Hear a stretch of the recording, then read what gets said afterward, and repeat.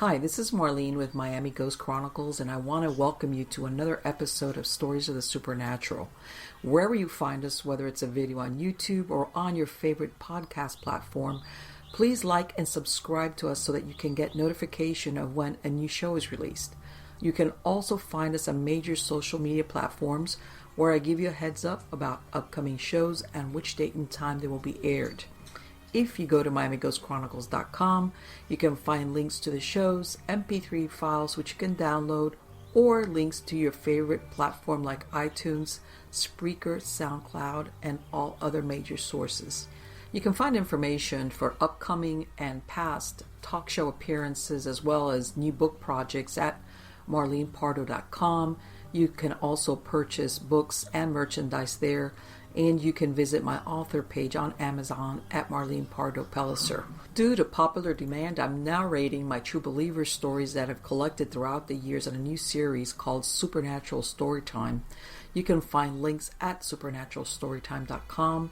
If you are into classic horror, ghost, and adventure stories, I narrate some of those at Nightshade Diary, and you can find links at nightshadediary.com. If you would like to read noteworthy news about the paranormal world, true crime, conspiracy stories, and anything that is just plain weird, you can visit the Stranger Than Fiction Stories tab at MiamiGhostChronicles.com. I do want to thank you all for being part of my audience, and I think you are all wonderful. Hi everybody, this is Marlene with Miami Ghost Chronicles, Stories of the Supernatural. How's everybody doing today? Good, I hope. I'm doing well. The farm is doing well. My chickens are doing well. My trees are doing well. A lot of rain, which, as you guys have heard from me before, is a good thing. Even when you're a micro farmer, rain is a good thing. We've had a few dry days, which is good. It's good. It's, when you get one extreme or the other, that's when things get crazy. But yeah, things are good. And it's really funny because I'm going into the stores and I'm seeing things for Halloween and Christmas.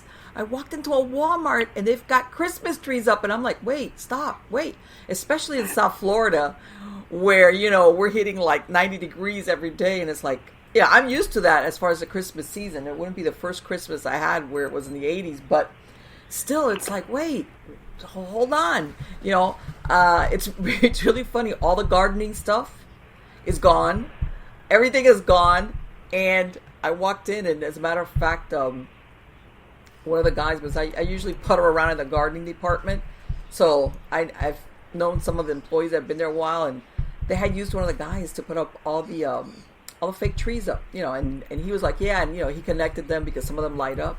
And I walked in there because the display is right when you walk into the store out of the gardening department, and it was like, huh? Christmas trees? So to me it was like, okay, reality check time. Here we go into what I call the home stretch of the year. Okay, which is Halloween, Thanksgiving, Christmas, New Year's. And then a new year all over again. It's like, what happened? So yeah, it's like, and sometimes I guess, and I, like I said, I've lived here all my life, but we don't have the seasons like when you go to other parts of the country that you have this, like the Indian summer, and then, the weather starts turning chilly, and then, eventually if you got any snowfall where you're at. I don't have any of that. But the only thing here I would say is that once, which by the way, we've got our fingers crossed because now in November we get out of hurricane season. And a few weeks ago we had Dorian, which we were like, oh God, thank God, even though it just like, it wiped out the Bahamas. But anyway, the good thing for us, besides, that the temperature gets a little bit better and drier, is of course the end of the hurricane season. But we don't have that demarcation. It's subtropical here. So again, yeah, you do that double take. But anyway, let's get to the good part. The good part is who I have as a guest. And today I have a very interesting guest. Her name is Deborah Moffitt, Debbie Moffitt. And let me tell you a little bit about her story. Okay, the Moffitts were a typical American family until the caretaker of their ailing grandmother performed an ancient ritual intended for healing, but instead unleashed a powerful and terrifying demon, one of the 7 princes of the devil himself. Not surprisingly, their lives were torn apart as this malevolent entity haunted and tormented them for 8 years, even following them outside of their home. And in other shows we've talked about situations like this are happening to some family or individuals. Now, dozens of notable light workers came to rid them of this powerful evil monster, but to no avail. A promise of revenge from a past life was the bridge that brought him into their lives, and the secret permission of one family member that was allowed, which is what allowed the demon to stay. The demon set his sinister intentions on an unholy and deadly blood sacrifice and the taking of an eternal soul. And the family had to fight for its sanity, life, and salvation. This is a true story, so please help me in welcoming Debbie Moffitt. How are you doing today, Debbie? I'm fine, thank you. Let me tell you something. I'm reading that, and it's not the first time I read it, and wow. But I'm going to ask you what I ask all my guests. Obviously, this was something that was, for lack of a better word, very understandably tormented you and really put your family, I imagine, through a ringer emotionally and at all levels. But prior to this, did you ever have any experiences with a supernatural paranormal world? The only thing that ever happened to me was visiting Fort Oswego one summer. My sister and I were going through the fort, and I saw what I thought was a ghost in one of the buildings. Other than that, nothing. That was it. So in other words, this was not, when you start having these experiences, because there's people that I've spoken to that ever since basically they're in the cradle, they were either witnessing or having paranormal experiences. So they kind of like, sometimes they spend their whole lives. So let's go to, I mean, it sounds here, what happened? The grandmother, which was this your grandmother or your mom, who was the person that was? This was my husband's grandmother. Oh, I see. That she had a stroke and she needed care. Mm-hmm. She lived next door to them in a house, and they had a housekeeper from Guatemala came to take care of her. Now, I don't. This lady was a nice lady. I don't believe, I wasn't there at the time, so I can just tell you what was told to me. Right. She was a nice lady, and anything she did, my mother-in-law thought she did because she wanted to keep my husband's grandmother alive, so that she didn't have to go back to Guatemala. Right, because in other words, her job hinged on his grandmother being alive. Is basically what you're saying. Okay, yeah, understandably, right. So, what I take it that she progressively, how long was she taking care of this lady? How long was she taking care of your mother-in-law? I think it was like two or 3 years she was there with her. Oh, okay. And she took very good care of her. And then what happened? You guys, nothing during those 2 or 3 years, nothing happened, or did anything kind of like did anything maybe not as intense, but yeah, I can reiterate here. I wasn't there, so like I said, this is just hearsay. Well, nothing that they knew of was taken at that time. The only thing they knew was after my husband's grandmother died. That's when this was brought to light. Up until that point, everything was calm. Little things like a lot of times my mother-in-law would say she didn't want her to come in the house. She would say, "Oh, she's sleeping." Don't things like that, but nothing that you would think anything was going on. Right. No, the reason why I asked is that, how sometimes, of course, in hindsight, maybe somebody visiting said, I had like a weird feeling or I saw something unusual, but nothing intense, but at that point, you just disregard it, either because it's a one-time thing or your imagination, and it's only in the context later on that you say, wow, now I realize back then. So what you're saying is, while your mother-in-law was alive, everything was good. And so then... Right, the grandmother. And then what happened? It's such a complex story. Okay, no, and I apologize. So I imagine she passed away, and she passed away in the hospital that night. Juanita went back to the house because she was living with there, and in the middle of the night, she called up my mother-in-law who lived next door, screaming for help. She said, help me, you have to help me. And my mother-in-law sent her son and his cousin up to see if everything was all right. And this was told to me by my husband. He said when they got up there, Juanita was running out of the house, and behind her was this like ball of light. and it was almost like chasing her out of the house. And he said when she ran, the ball came out into the yard and then just went up into the air and dissipated. Juanita ran next door to my mother-in-law and screamed at her and said she was sorry. She apologized. She said she didn't mean for this to happen, but she said, please never go in that house again. Don't ever go in that house again. Wow. And then she called up a friend of hers, and in the middle of the night, they came and picked her up, and they never heard from her again. Well, a couple of weeks went by, and they were taking care of funeral arrangements and everything. And then they had time to go to the house to clean it. Okay. And when they went to the house to clean it, my mother-in-law found bird feathers, blood, strange symbols on the floor, wax where candles were, symbols on some walls. So she got really spooked. She didn't know what had happened.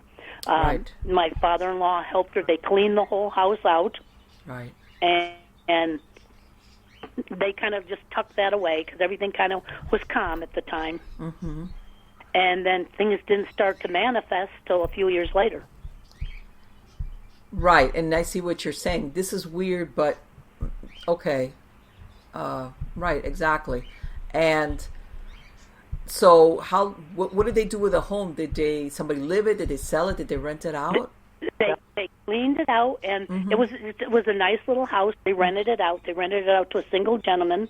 And the only strange thing that Bill told me that happened was a few months after he was living there, he came to my husband and asked him if someone had died in the house.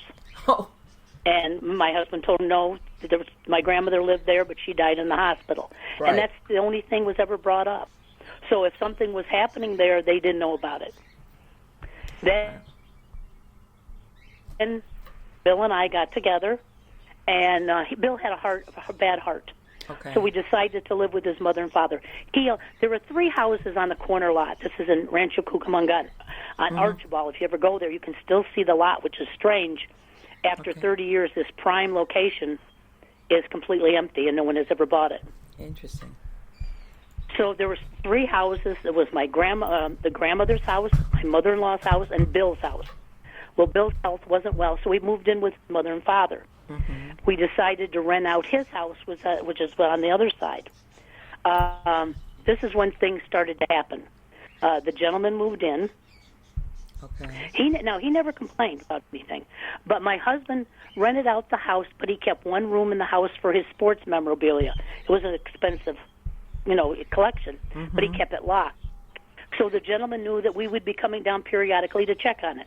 Right. So we went down one day to check on the sports collection, unlocked the door to the room where it was kept, and all the bobbleheads, he had like baseball bobbleheads, were taken off the wall and put on the floor in the shape of a triangle. That's weird. Now, that was the very first thing that I witnessed that had happened.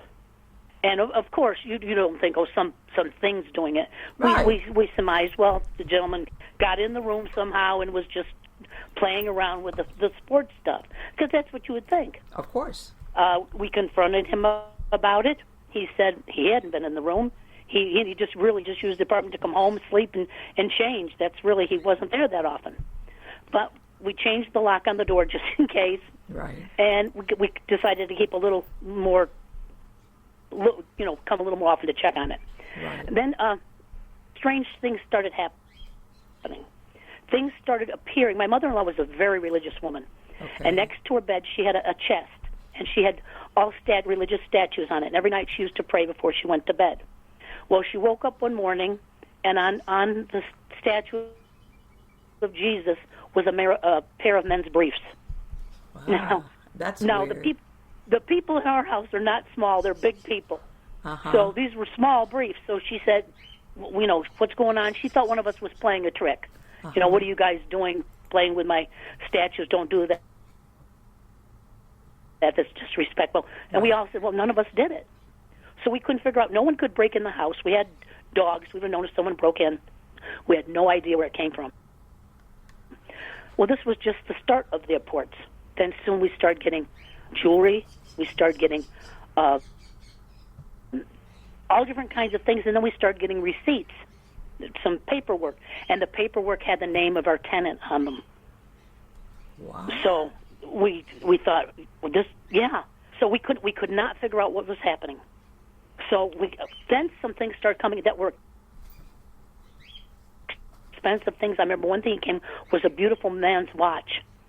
Well, we didn't want this gentleman to think when we went down to the house we were taking his items. Right. So we thought, well, we'll take this back and put it in his house.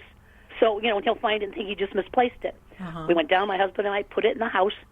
Before we could get back to my mother-in-law's house, it was already back on the chest. Oh. And was this about the time that you guys were thinking, okay, this is weird. This is like...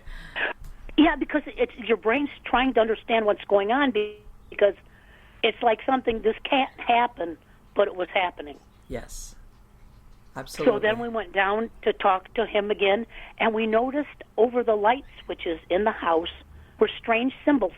There was a triangle, and at the middle of the triangle at the bottom was a squiggly tail. And there were X's and different symbols. I don't even remember what they were. They were strange symbols. And we confronted him again. Why are you writing on the wall? He said, I'm not putting those symbols there. I don't know where they've come from. Oh. And like 2 days after that, he told us, I'm moving out. This was on a Thursday. And by Sunday, he was gone. He had just moved out. He was gone. And how long was he there? Well, we thought probably a month and a half. That was it? So, yeah, he was just there a little bit of time. But we thought, well, that's good that he's gone because he was doing these kind of strange things, and whatever was happening was probably associated with him. Right. So if he goes, we're back to normal. Didn't happen. About a week after he left, we decided to go in and clean up. He was a very, very cleanly man, so everything was in pretty good shape. So we came in just to do some dusting and things. We came into the house. I remember walking in with my husband. He went to his room to check on his sports things, and I glanced at the room to see what needed to be done. And along the it was a living room, along the wall of the living room on the top, like a shelf was at the very top of the wall. You'd have to get on a ladder to get to it. And I noticed, I said, oh, this is going to have to be dusted. And I looked at it because it was like 15, 16 knickknacks up there that had belonged to his aunt. And I remember I turned around just for a second to call to my husband, and I looked back at these items on the shelf, and they were turned backwards. Oh. Without a sound, in the blink of an eye, all these items were backwards. Debbie, did you wig out? I would have wigged out. No, this is a strange thing. That's what everybody asked me. I wasn't a bit frightened. To me, it was more, what just happened? This can't happen. It was more like I wanted to know what was going on. I didn't have any fear. At this time in the house, there were no negative feelings. It was just like a nice open-air house. You didn't have this feeling when you walked in something bad was there or anything. Right. So I wasn't a bit frightened. Now, that was in contrast to my husband, who was petrified of this kind of things. But I told him when I came out, I said, Bill, and I tried to explain to him what happened. Well, of course, he said, what happened? You looked, and then when you looked back, you didn't notice it the first time, because things like that can't happen. I said, okay, Bill, but it happened, and, you don't want to argue. So I said, well, maybe he's right, because you want to think what's real and what's not real. So the first thing was, yeah, you know what, maybe he's right. So we looked around what needed to be done. We were going to come back and do it. Everything was quiet at the house, and we went back again like 2 days later to just do a little cleaning. Walked into the house, and in the middle of the living room was a lamp from the bedroom. Okay. Now, the first thing my husband says, oh, someone broke in, and they were taking things, and they just left this in the but we looked through the whole house. There was no way anyone had gotten in, and nothing else was moved with this lamp. And I said, Bill, you're going to have to face it. Something's here. And I actually think a part of me was excited because I was experiencing something that was not normal. It wasn't like in your everyday life that you experience. It was something new. Yes. So my brain was saying, well, what's going on? Bill was very, very frightened. But I said, something's here. So I started saying, if something's here, move something. Let me know you're here. Well, nothing happened. We walked into the kitchen. We came back out. We weren't in the kitchen more than 2 minutes at the most. We came back out, and all the living room furniture was moved to the center of the room. What? Oh, boy. Not a sound. You didn't hear a sound. And Bill, by this time, Bill was at the door ready to leave. And you're on your own, baby. You know, I'm leaving. But to me, it was like, what just, right. It was like, what just happened, Bill? Bill, what's happening here? And I said, he said, no, come on, we got to go. We got to get out of here. I said, well, no, wait. And I wanted, so I asked again. We put all the stuff back, and I asked again, and he moved something else. Well, Bill left, so I left too because he was frightened. Mm-hmm. But I knew something was going on. He knew something was going on. He went home. We tried to explain to his mother and father what were happening. My mother-in-law immediately started to pray. Okay. Because she really found strength in God and prayer. That's what got her through this. If it wasn't for her faith, she never would have made it through this sane. I imagine. So that's what got her through this. So, and it just progressed from there. Things started happening in the house we were in. Also, let me ask you something real quick. Did you guys rent out the house again, or what did you guys do? Okay, here's what happened. Everything stopped. Oh. Okay. Everything. It was like everything went back to normal. 1 week went by, 2 weeks went by, and it was like, oh, good. We're just back to normal. Maybe it was just something left over. This guy was here, so we decided, well, let's rent out the house again. So it was all nice and clean. So we rented it out to a gentleman and his girlfriend.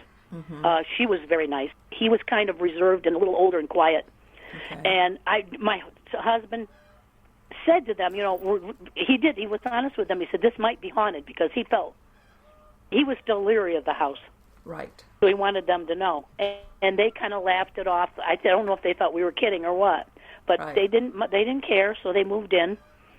And she was very friendly. We weren't on a friend kind of relationship. But every time we saw each other, we would say hello. We lived right next door. And every time she came out, she would talk a little bit. She was a nice lady. And then I noticed if she saw me, she's kind of like not want to be seen. Okay. But I was working in the yard when she came to the car one day, and I saw her, and she had been beaten up. She had a black eye, and she looked like she had been beaten up. And I said, my goodness, Michelle, what's going on? And she told me, well, since we moved in this house, Tom, his name was, I think, was Tom. She said, Tom has gotten really mean.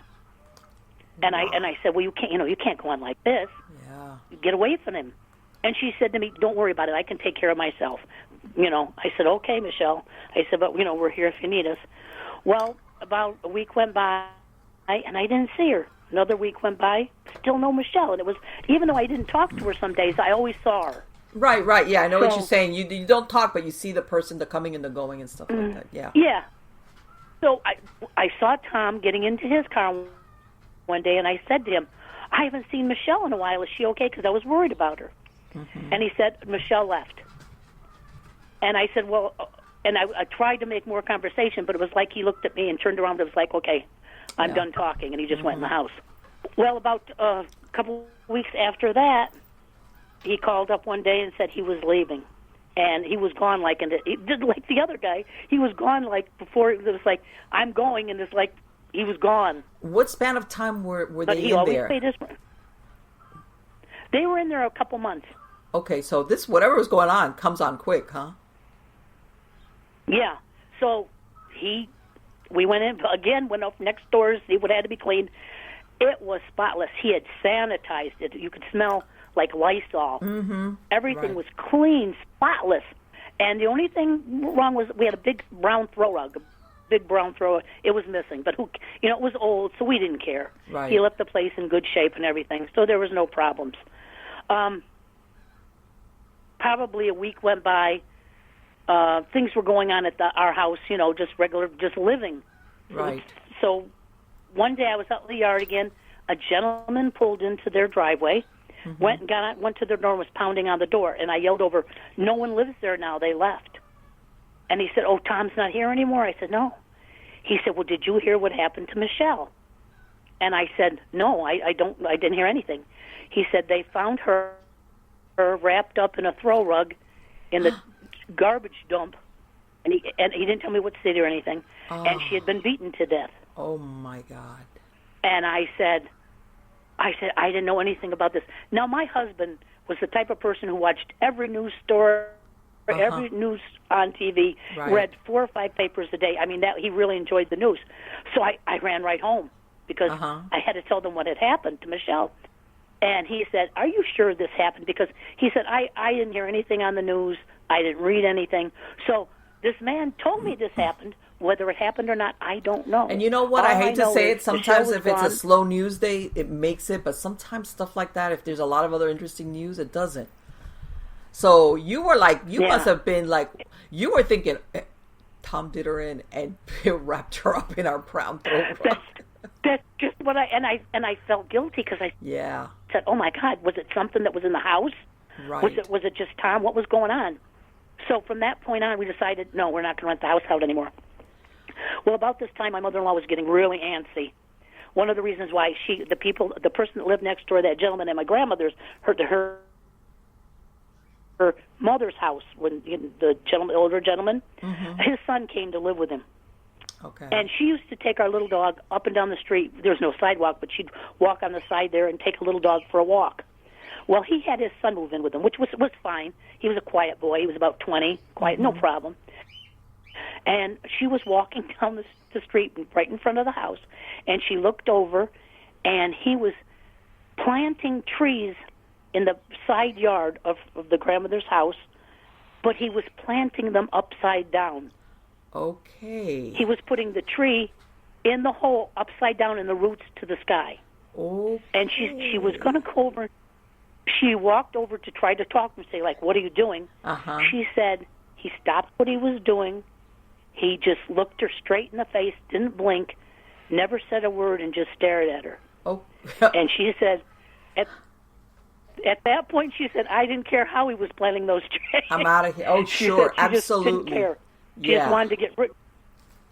Yeah, she just wanted to get rid of him. So she went back to the house, and like 2 weeks after that, Monty from that house that was the gentleman who was renting it, he died.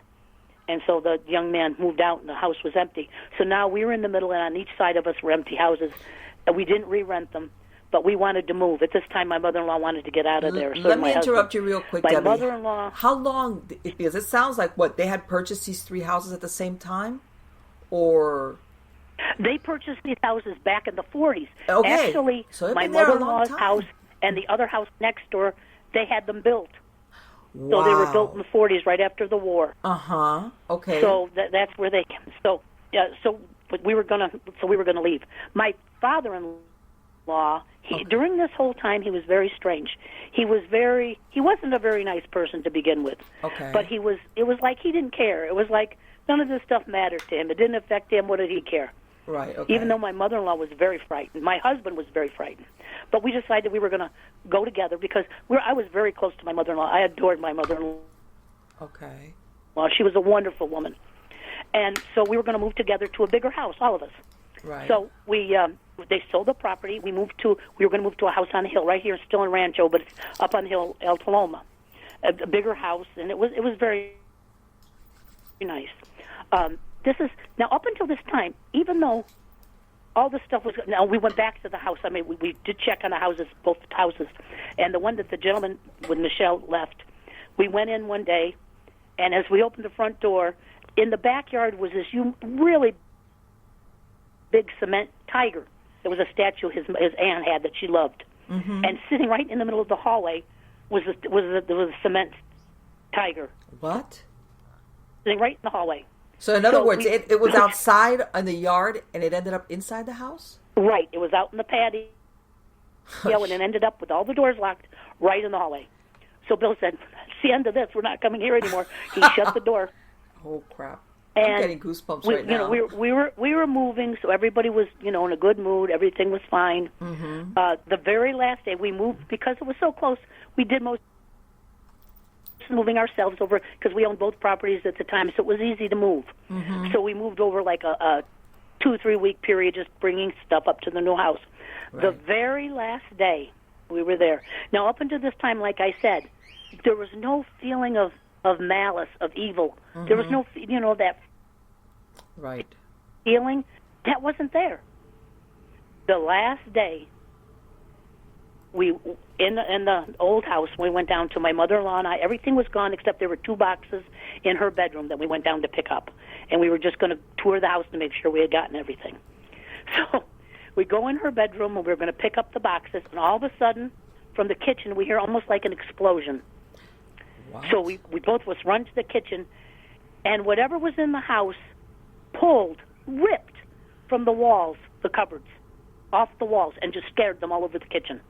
So it was almost like an explosion went off. They were just ripped from the walls. That's incredible. While we're in the kitchen, we hear glass breaking. We go back to the bedroom. All the windows in the bedroom had been blown out. Not blown in like somebody threw something, right, but from the inside, blown out. I remember I grabbed I don't know why, but I had enough sense. I grabbed the 2 boxes, and my mother-in-law, we ran to the car. And went right, and that was it. We went back and we went to the new house. At the new house, for the first 3 weeks, everything was wonderful. Okay. It's just as quiet as could be. We thought we're away from it. Well, my mother-in-law, when she got up here, it was a big yard, and she kept thinking about all her beautiful plants, because she was a gardener, that she left down at the old property. Oh. So she wanted to go down and dig up some plants. Now, my father-in-law didn't want to go with her, so I said, "Well, come on, Ma, I'll take you down." Because she was a little bit afraid, but then she thought, it's the middle of the day, it's outside, there's people walking all around, cars going by, we'll be fine. Yeah. So we went down. She was on the side of the house, this is in the back, pulling out she had a box, she was putting plants in it. I was walking a little bit more towards the back of the house. All of a sudden, I look over at my mother-in-law, and I see her, she was bent over, I see her actually lift off the ground, like someone had kicked her, and she yelped. So I run over to her, and she said, "Oh, somebody just kicked me."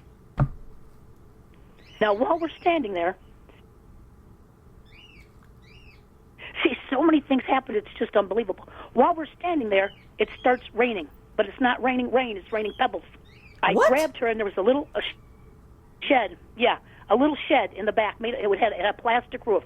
And I remember we didn't even talk. We went into this little shed and stood there, and we could hear the rocks hitting the roof. And it lasted, it seemed like it lasted forever, but it lasted probably 30, 40 seconds. We came out, and I looked, and there were pebbles all over. And I remember I picked one up, and it was ice cold. Really? And I remember looking at it. It wasn't ice. It wasn't like a piece of ice like it had been hail, because that's what we thought it was at first, hail. But they weren't. They were stones, but they were ice cold. And I grabbed her arm, pulled her to the car. We got in the car, and that was the last time she ever went down there. It was like, forget the trees. They're staying there. We'll buy new ones. Yeah. Forget the lawn stuff, so she didn't care. So at the new house, like I said, for about 3 weeks, everything was fine. It was just like we thought, oh, it's down there. If it's still there, it's not here, so we're safe. And now we had a very strange. My mother-in-law and my husband were petrified of what was going on. Right. My father-in-law was indifferent, and I, for some reason, wasn't afraid. Okay. I don't know why. I don't know if I was just, if I just didn't understand what was going on, or I had the feeling that I was safe, that nothing was going to hurt me. So I wasn't afraid of it. Okay. So about, like I said, 3 weeks into the new house, one thing happened. A picture. The house is big.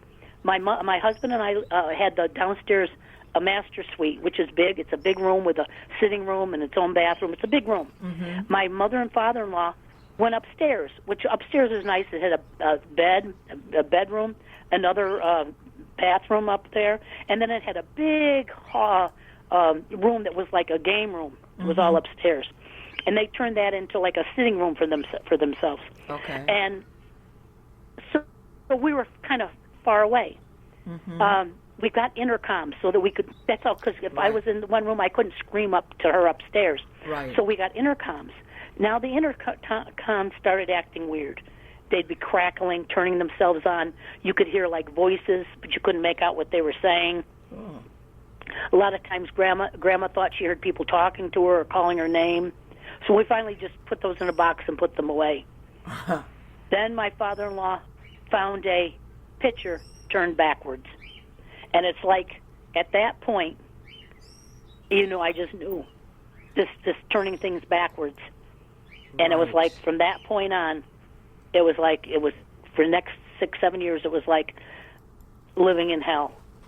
And let me ask you, was this, did your father-in-law around this time start believing in some of this now that he saw this, or was he still like, You know what? He believed it. He believed it was happening because there was no way he couldn't believe it because he was experiencing it.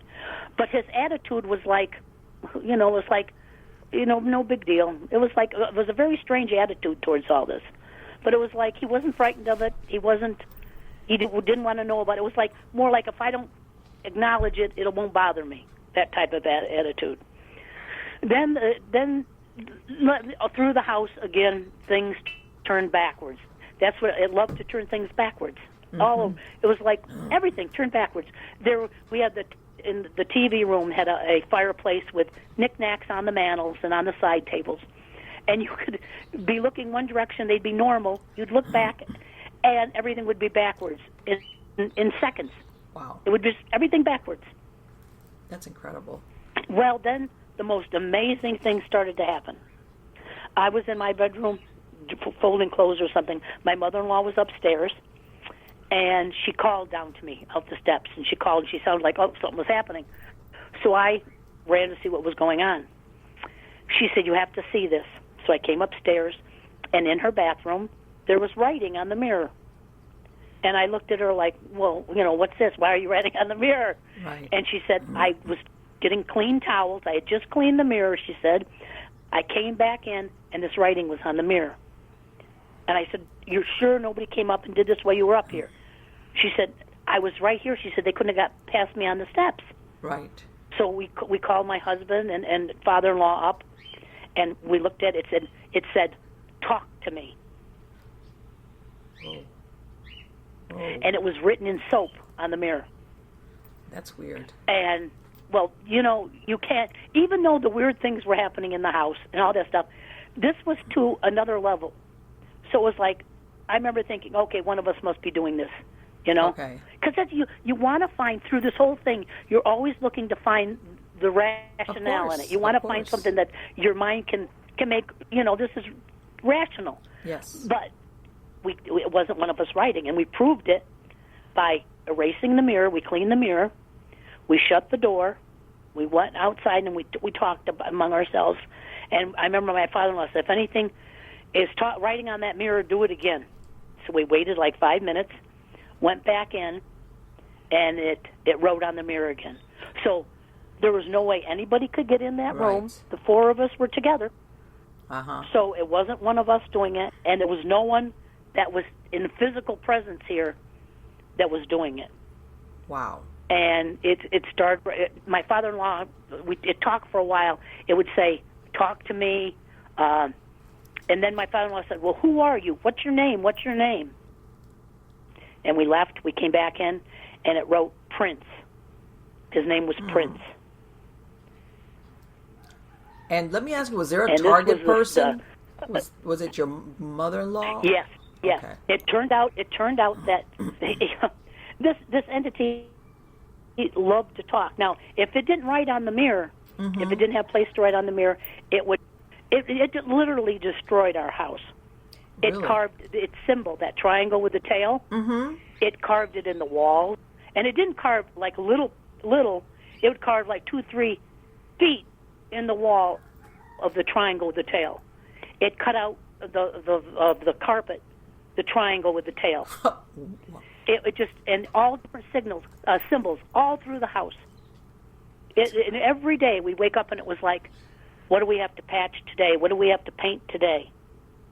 My mother-in-law was, her father was in the mafia. Okay. So since she was a little child, she was taught not to have anything to do with the police. Right. Because I know a lot of people say, "Well, why didn't you call the police when this was happening?" But no, and I understand. Tell you, the only thing that my mother-in-law was more, so she didn't want anything to do with them. So that's why we didn't call the police.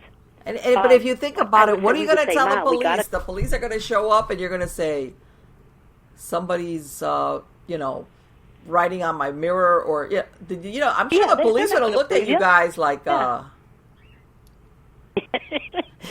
one of us is nuts doing it. Right. Or, somebody's pulling a prank. That's what my mother-in-law would say. Yeah. She would say, we can't tell anybody about this because they're going to think we're crazy. Right. We got to remember, this was back in the late 80s. And it wasn't like now where everybody is open to ghost hunting absolutely. And I was going to tell on. you that people don't realize, because, lately all these reality shows where everybody's like, I got a ghost. I say, once upon a time, people usually were kind of like, no, let's not talk about that. If they had anything going on, they were like, don't talk about this. They don't realize it wasn't always like that. Yeah, you kept it Yeah, and that's what the entity wanted. It wanted us to be isolated. I mean, if we went out of the house together, we would, like I remember once we visited, this is the things it did. We visited a friend of my mother-in-law's. They invited us over for dinner. It was very nice. We had a nice time. We came home, and sitting on our kitchen table was the gentleman whose home we were just in, wallet. What? Now, how are we going to explain to this gentleman why we have his wallet? So it wanted to sabotage your relationships. And it did. It would, like, if we went to a restaurant, we'd come home, and sitting on the kitchen table would be the name. You know how the people that wait on you have the little name tags? It'd have the name tag of the person who waited on us. It wanted us to know that it was with us. Wow. We'd go to the restaurant, and my mother-in-law would look down at her plate, and her food would be partway eaten, and she didn't touch it. So that is to the point incredible. Where what? So basically, you had no place. It was like no peace. It sounded like you guys couldn't go anywhere. Right. And it wasn't. You have to remember this. It wasn't like, once a week, once a day. It was from the time we got up to the time we went to bed. Things were going on. That must have been exhausting. I mean, like I said, if it wasn't for my mother-in-law having such a great faith in God, she never would have made this, because it targeted her. It then turned all its wrath on her. Wow. It made her life a living hell. She couldn't. It would put knives. If her chair, she'd like have one chair at the dining room table that she liked to sit and read the paper and have her meals and everything. It would put knives from the bottom up, so if she sat down, she'd sit on a knife. God. It would put knives in her bed, so that if she laid down in bed, it would stab her if she didn't check. It got so bad we had to check everywhere she went before she could even sit down. It took everything. She couldn't own anything. Her clothes were destroyed. She'd go to put a blouse on, and half the blouse would be ripped, or an arm would be missing. What? It loved to do things like in her shoes. It would take all her shoes, but two shoes, and they weren't the same kind of shoe. So if she wanted to put shoes on, she had to wear two different shoes. Oh my! That's it. I mean, it just tormented my poor mother-in-law. And then this is what happened. One time we got to the point, if she was with me for some reason, the entity wouldn't touch her. She was safe. She like, if she had money or even a wallet, it used to cut up her credit cards and then put them in front of her so she could see that they were all cut up. Okay. So she used to have to give me her things, and if I had them, the entity wouldn't touch them. Okay. So I became like her protector. I was going to say, that was okay because I loved her. So this one night we were sitting watching television. She got up to go in the pantry. It was like a TV room with the kitchen, and then off the kitchen there was like a little laundry room, and off the laundry room was a pantry. And so she got up, because she usually stayed we're all together. She got up and went into the pantry, and while she was in there, evidently it grabbed her turned the light off, locked the door, and grabbed her by the throat. Ooh. She screamed. We went to get her. The door, we found her just getting up off the floor. The light was off. We turned the light, and you could even see her bruises on her neck. So now at this time, they had been upstairs away from us, but it had gotten so dangerous. One of the things Mr. Entity did, he took he loved knives, and he whatever he did, he slashed up their mattress, so they didn't have a mattress upstairs to sleep. It got so dangerous upstairs that they moved downstairs into the master bedroom. So we were all sleeping together in the master bedroom. I went in, and once we stopped going upstairs, it kind of took over the upstairs. Oh, you're kidding. You could start going up the steps. Nobody even went upstairs anymore. It was like it took over the upstairs of the house. If you started to go up the steps, you got this feeling halfway up the steps of this heaviness, this darkness around you. So nobody went upstairs anymore. It was like it belonged to the upstairs. But it couldn't write, nobody would read its messages on the mirror upstairs. So it started to write its messages downstairs on the mirror so that we had to see them. So it would talk to us. It talked to me because everybody else was frightened, but I would talk to it. Because if I talked to it on the mirror, like if I went in, here's what would happen. I would go in, it would have a message on the mirror. I would respond to it, clean it, and I had to keep the mirror clean because like I said, if you didn't keep the mirrors clean, it would destroy more of the house. So it's almost like it used up its energy talking, so I would try to make it talk a lot, which it liked to do. So I would communicate with it in the bathroom through the mirror. I got very upset that it hurt my mother-in-law. That was the first time it actually put hands on her. Other than that, it set booby trap, but it never really touched her. So I went in to the bathroom and I said, "Listen, this is how it's going to be." I don't know. You can ask me now. I can say I did. I don't know how I got the nerve to do it talking like this. You're probably but really I said, upset and very mad. This is the way it's going to be. I said, I'm going to give you respect, and you're going to give me respect, and I will stand for nothing else. I said, you're not to touch my child, because I had had a baby during this time, but right before we moved. I said, you're not to touch my child, you're not to touch my husband, and you're not to touch Lee. I should have put my father-in-law in there, but I figured he could take care of himself. Right, okay, yeah. And I said, and that's the way it's going to be.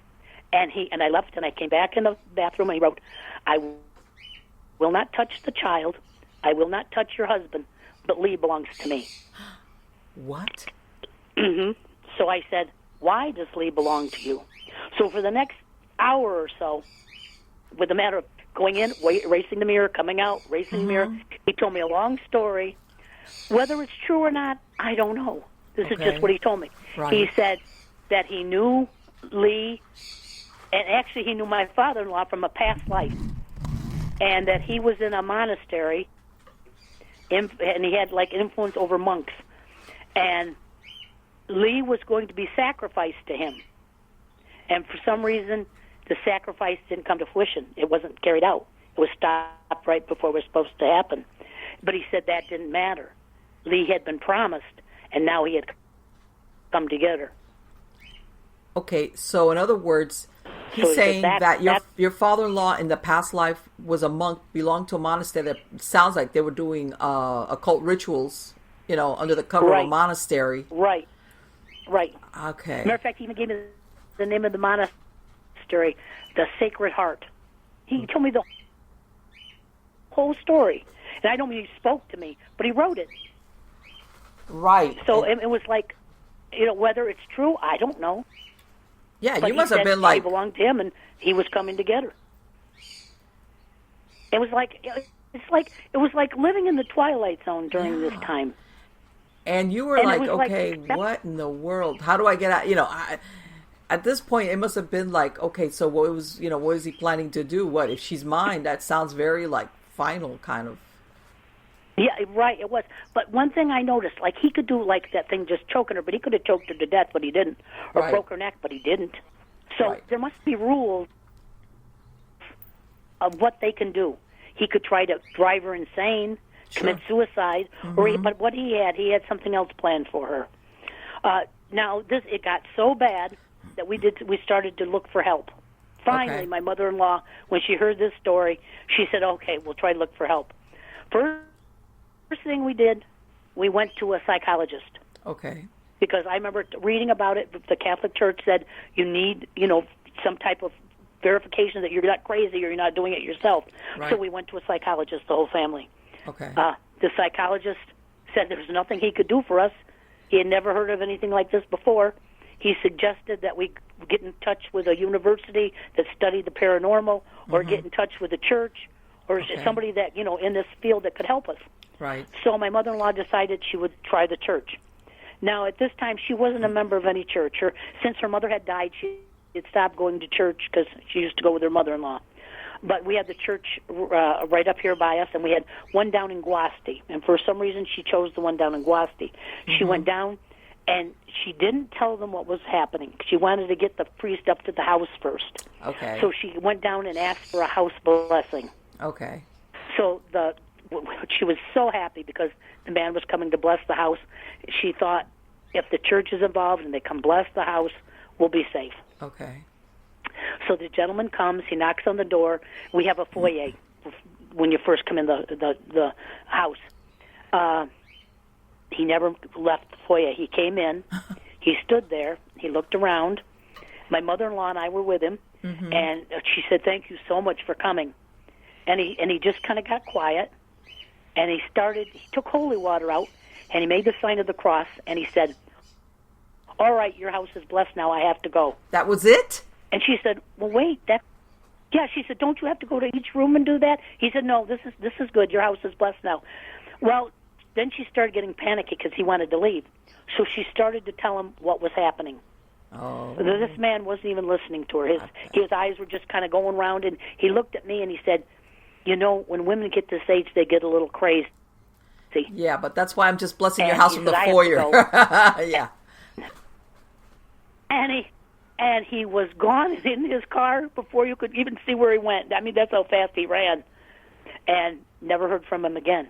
Well, my mother-in-law was just devastated because she couldn't believe that this was all the help she was going to get. So then from that on, we started looking everywhere. We went to psychic fairs. We went to paranormal bookstores.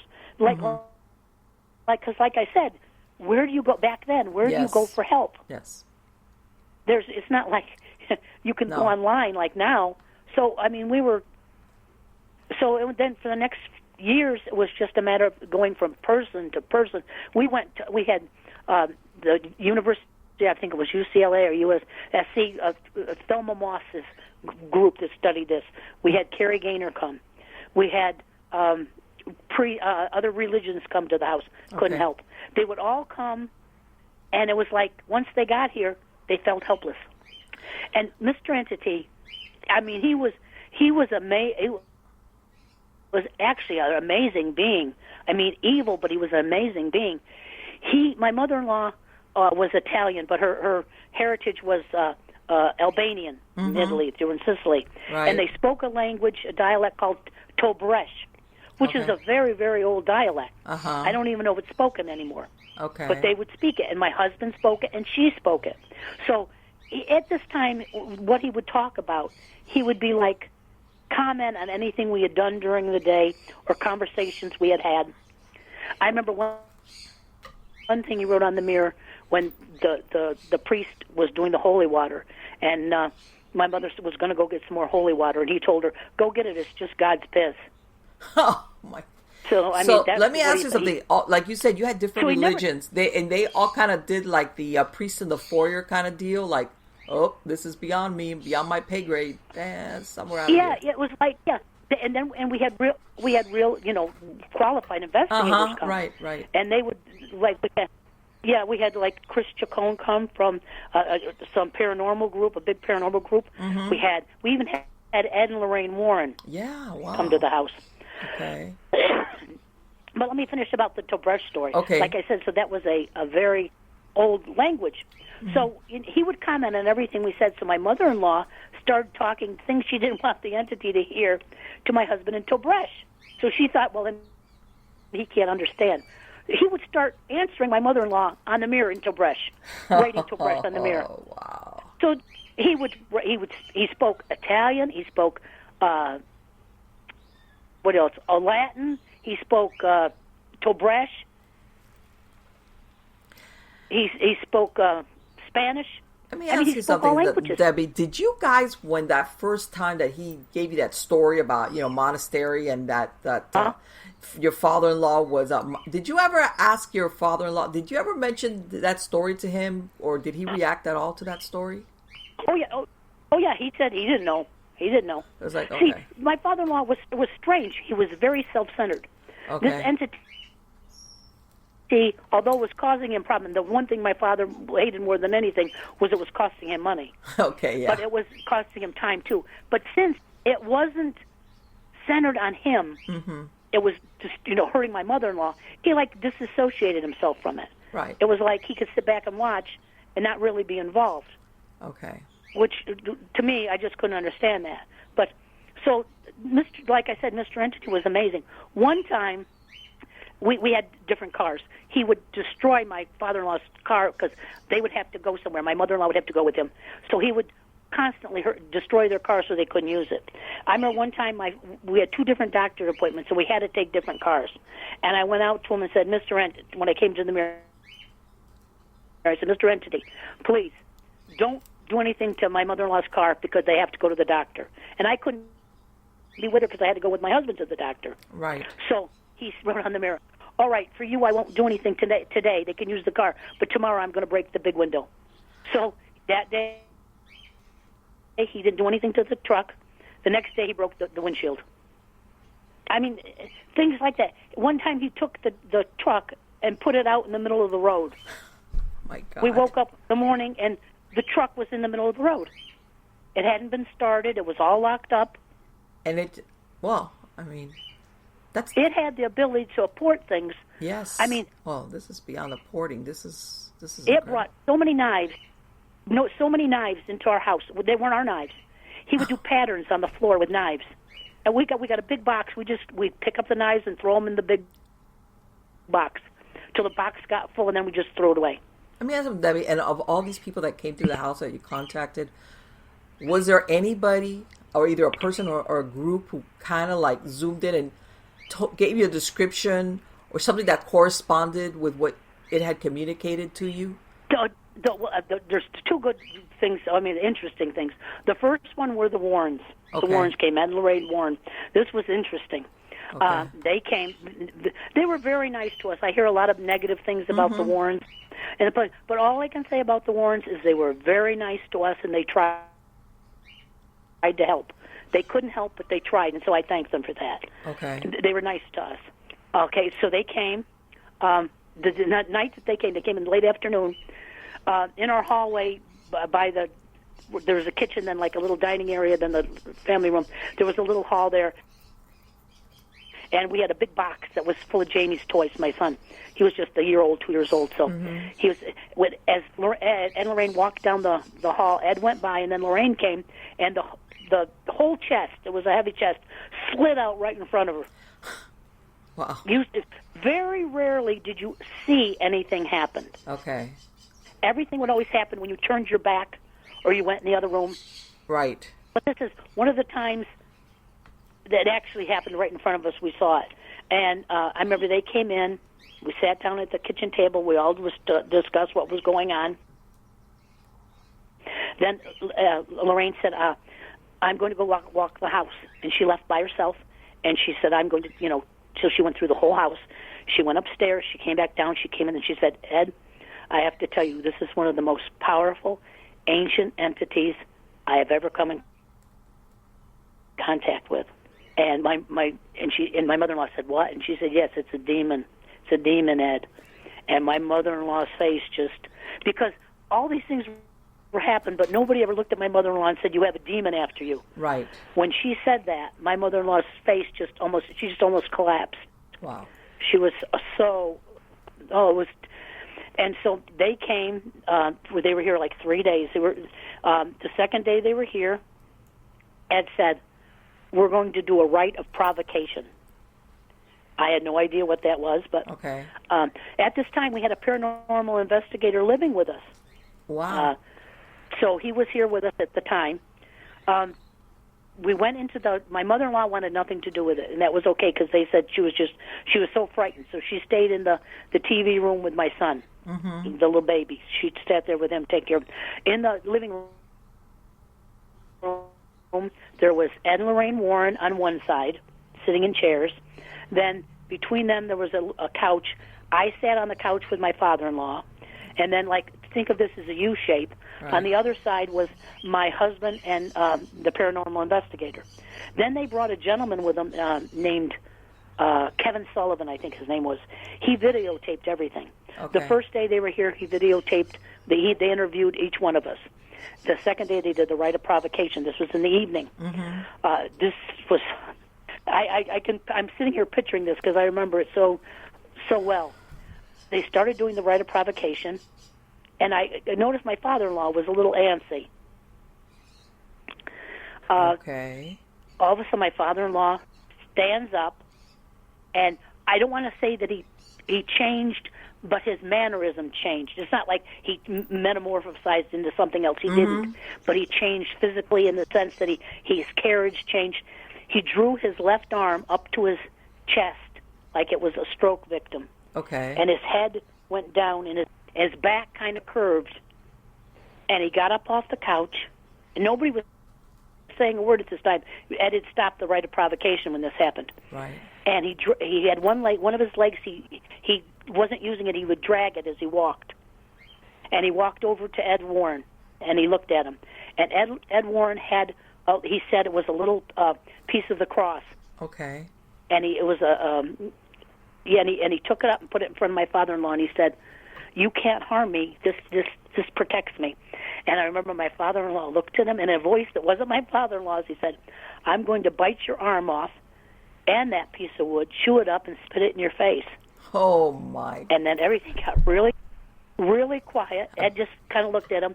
Then my father-in-law turned around, and he faced my husband and the paranormal investigator. The paranormal investigator got so frightened. Now, this is a paranormal investigator. Yeah. Got so frightened, he jumped in my husband's lap. I'm sorry, I'm laughing, but you know what? That's like a coming to Jesus moment right there. I'm sitting there, and I look over, and then there's the guy sitting in my husband's lap. Now, my husband's probably more frightened than he is, but he's going to my husband for security. My father-in-law turned around, walked, dragging his leg back to the couch, didn't say another word, sat down on the couch, and slowly relaxed and went back into my father-in-law. Let me ask you, when you say he curved his back, backwards or like hunched over? Like hunched over, like a hunchback. Like a hunchback and dragging a foot. Wow. Right.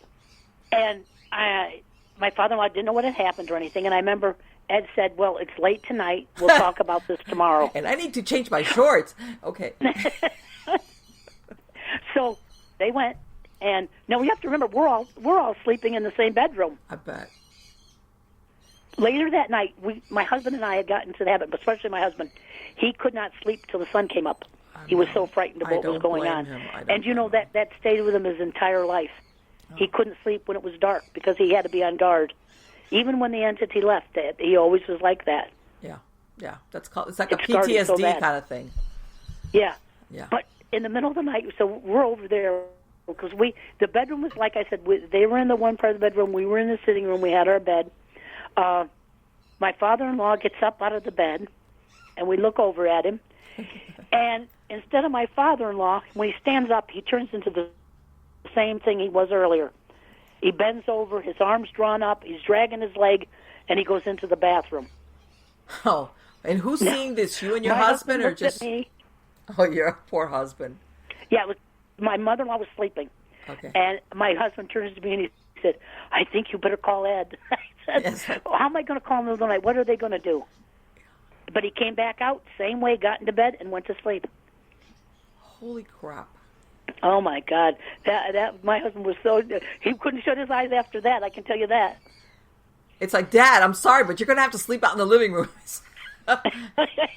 Please. Yeah. Oh, and, I mean, that was with the Warrens. But the one person who I really thought could help us was a lady called Dr. Evelyn Paglini. Yes, I've heard of her. And you can read about her online, Dr. Paglini. Mm-hmm.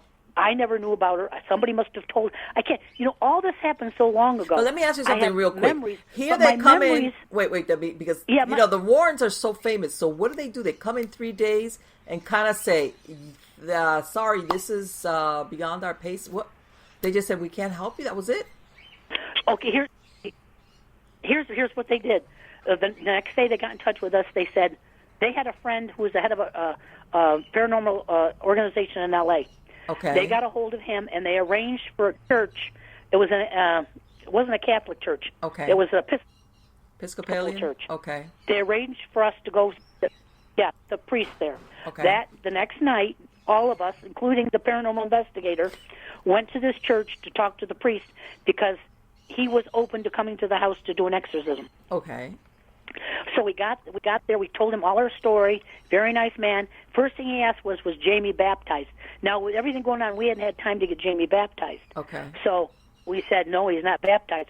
So that night, actually, Lorraine Warren became my son's godmother. Okay. She was his godmother.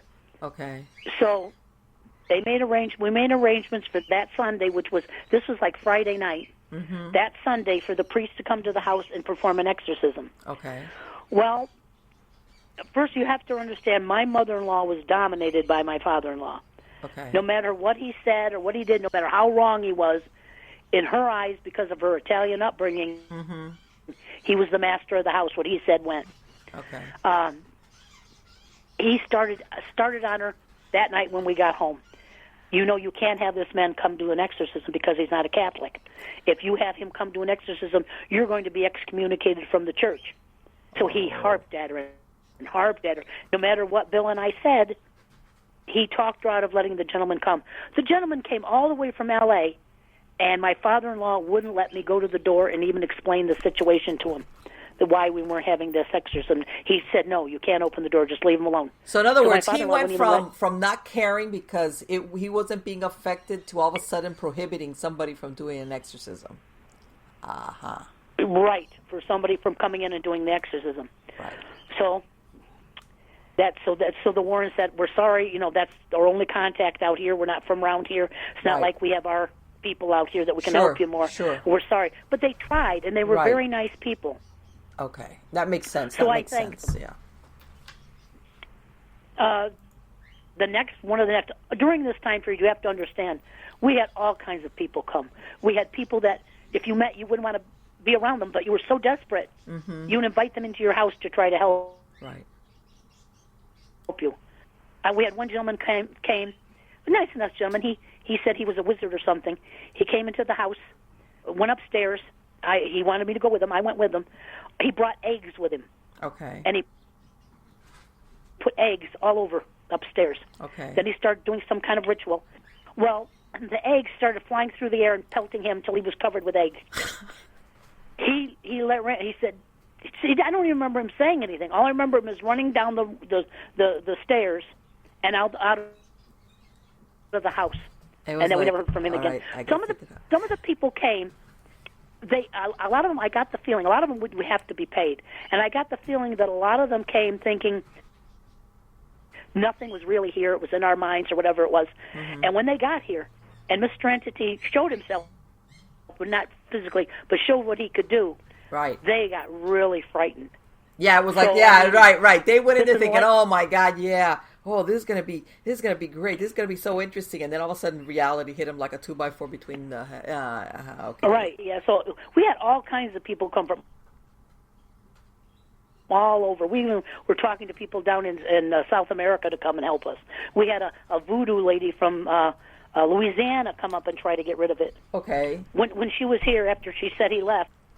She came. She did a ritual at the table. She blew, I remember, cigar smoke and liquor, a brandy or something. She spit it all over, and she said to us, "Now it's gone."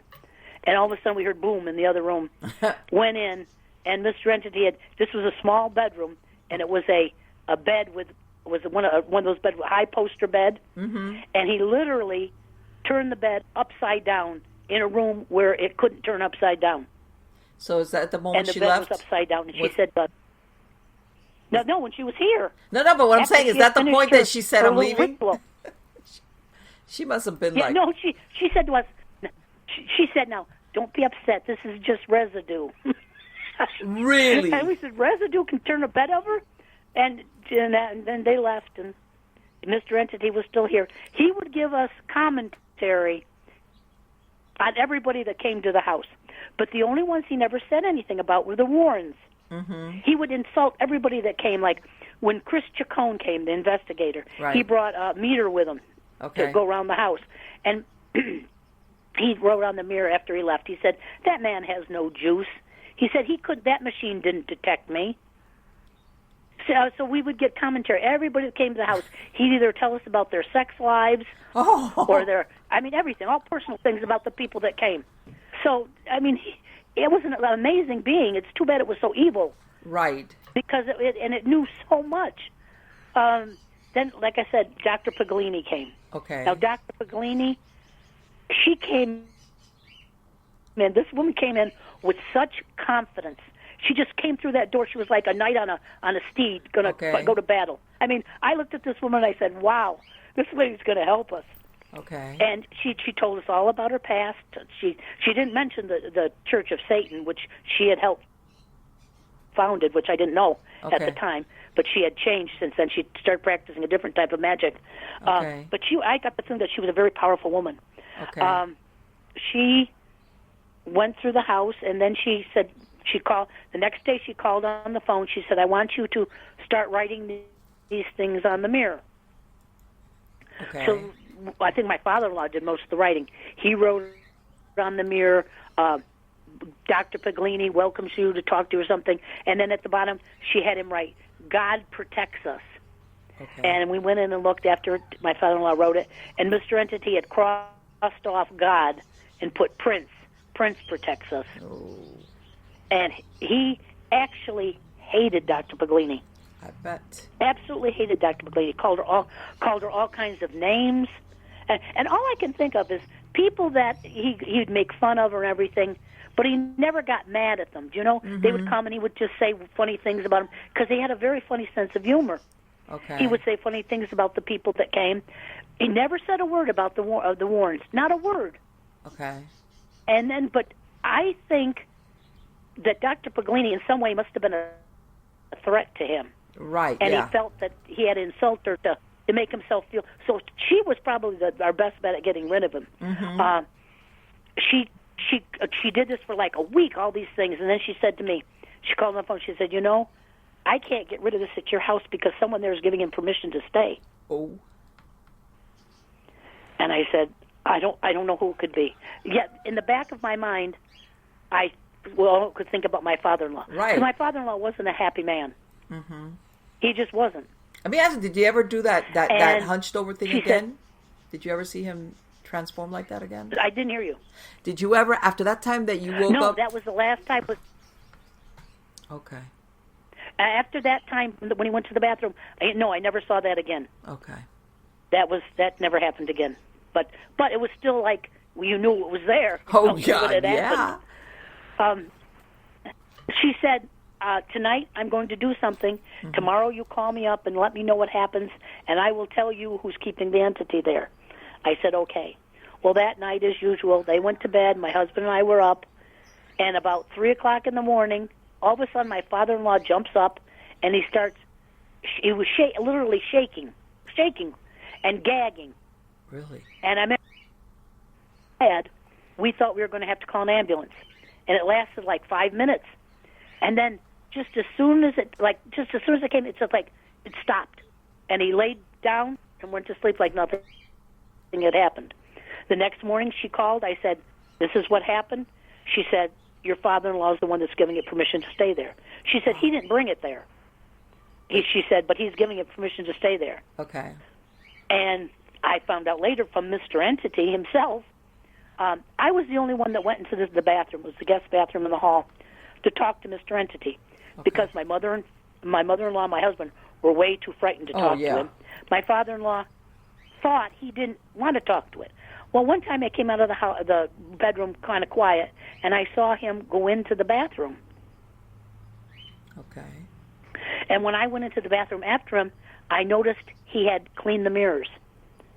So he had never done that before. So I asked Mr. Entity what was going on, and Mr. Entity told me, he said, he wants me to stay here. He said, he wants me to hurt your mother-in-law. What? He said that he wants me to kill her. Yeah. And he wrote, I remember he wrote on the mirror the next time, he said, he comes in here and talks to me, and then he erases the mirror so you can't see what's going on. So he was having his own dialogue going on. Okay. Right. He wanted, see, my mother and father-in-law were wealthy. They weren't rich, but they were wealthy. He wanted to get away from my mother-in-law. He wanted to be free. Okay. And he thought the only way, how nice it would be if she was dead, he would just, be free. Yeah, so he's trying to hire the demon hitman? I'm worried.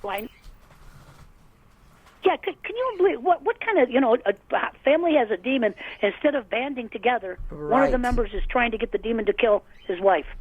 Unbelievable. Okay. I remember I thought, oh my God, now not only am I protecting her from the demon, now I have to worry about her husband. Okay, so you were like, at this point, you yeah. were like, okay, so what do I do now? It's my father-in-law. What am I going to do? It's like... And, I tried explaining to my mother-in-law what was going on. She said, he's keeping it here. And my father-in-law was, I'm not keeping it here. How can you believe this woman and not believe your own husband? So, she was kind of... But he got freakier and freakier as time went on, so she got more and more frightened of him. Mm-hmm. Till finally it got to the point where she threw him out of the bedroom, so he wasn't sleeping in the bedroom anymore. Okay. And then finally, if you read the book, it's such a complicated story with all the everything that happened. Right. It's just. But still, that's a very. But like I said, Dr. Pellicer, she said, I can't get rid of it because as long as someone gives it permission to stay in your house, nobody can get rid of it. So when my mother-in-law started saying, well, to my father-in-law, if you keep it here, then you have to leave. But it was, you know how it finally left? How? My father-in-law finally left the house. She made him leave. And Mr. Entity stayed. It's not like my father-in-law took Mr. Entity with him, or Mr. Entity stayed when my father-in-law left. But Mr. Entity became a little different. Not so much stuff was going on to he would constantly say to my mother-in-law things like, Lee will die, Lee blankly this. But most of the things he started doing now was communicating. Okay. As long as I kept him communicating, he kind of backed off at some of the terrible things he would do. And it got to the point where he would tell me things about the past, the present, the future. He would tell me all kinds of. We would talk for long periods of time. It would keep everything calm in the house. So I felt like I was protecting my mother-in-law by doing this. Right. And also, the truth of the matter is, it was absolutely fascinating. Yeah. No, I can. Because I would say to my husband, Bill, can you grasp this? That we go into the bathroom and we're talking to an entity that we can't see, that's in a different dimension, that's communicating me, telling me things are going to happen in the past or things that happened in the future. I said, can you understand? I mean, I wanted to just grab people and bring them in the house and say, look what's happening here. But we couldn't tell a soul. We had to just keep quiet. So finally, it got to the point where, like I said, Mr. Henry told me all different kinds of things about different dimensions, but he wouldn't call them dimensions. He called them levels. Okay. He said there were levels. So he told me all kinds of things. Well, we then had twins, Jeffrey and Jessica. Okay. We had twins, so we had 3 little babies at the time. Okay. And I remember saying to Mr. Entity, why are you here now, Mr. Entity? Nobody here is giving you permission to stay. You're not getting, because my father-in-law was so full of hate. I said, you were being fed all kinds of hate. Now all you're getting fed is love because we love each other and we're going to protect each other. I said, I think it's time for you to leave. And Gary said, the paranormal investigator who came back again, this is the 3rd time to investigate, he said, I'll take it with me. He said, because my life is so rotten, this thing is so powerful, if I take it with me, it can change my life. Are you Gary, serious? Be careful He said what that? You ask for. Are you serious? Yes, he did. He said, he went into the bathroom and he said to it, I'm giving you permission to come with me. What? And I said, Gary, you're going to be sorry. I was going to say that. Because the entity hated Gary to begin with. So I went in and said, okay, Gary's giving you a place to go. You have to leave now. And he said, I'm not, and you think about this is a demon. This is what he said. I will not work with an inferior being. And I remember thinking at the time, this is a demon, and it says things like this. It was so, even now when I try to understand what it was it a demon? What was it? I don't know what it was, really. Exactly. And then he said, and I said, well, why won't you work with Gary? He said, he has no integrity. He has no honor. It's like, I have standards. And I'm thinking about, here's the thing. Oh, I forgot to tell you the most amazing thing that happened. The spear. What happened? During this time when my father-in-law was still living here, after Dr. Baglini I think it was right before Dr. Baglini, my father-in-law woke up in the morning, early hours in the morning, and he yelped, and he jumped out of bed, and we said, well, what's the matter? And he reached under the blanket, and he pulled out, it was like 16 inches long, excuse me, a spearhead. It wasn't very ornate, but it was very dangerous looking. Oh, okay. And I remember looking at it, and he had it, and I said, give that to me. Because I'm going to have my father-in-law have something like that laying next to my mother-in-law. Yeah, right. Like, So he handed it to me. I said, this is now mine, because I knew anything that I had, Mr. Entity wouldn't touch. Okay. I said, this now belongs to me. And I went into the bathroom, and I said to Mr. Entity. Now, I noticed when I went into the bathroom, both mirrors were full of writing. And the one mirror had, like, instructions how to do something. And I said, Mr. Entity, what is this? And he said, I said, where did it come from? He said, it came from the Congo. He said, I want Andre, because that's what he called my father-in-law, Andre. He said that was his other name in the past life.